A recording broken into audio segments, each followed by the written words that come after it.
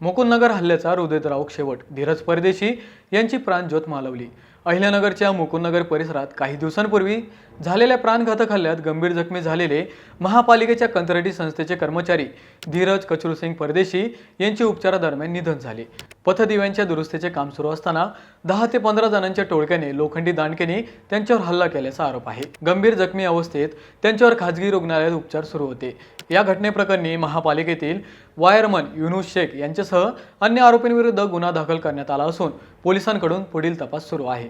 धीरज परदेशी यांच्या निधनाची बातमी समोर येताच रुग्णालयाबाहेर नातेवाईक, नागरिक आणि समर्थकांची मोठी गर्दी झाली. त्यामुळे परिसरात तणावाचे वातावरण निर्माण झाले आहे.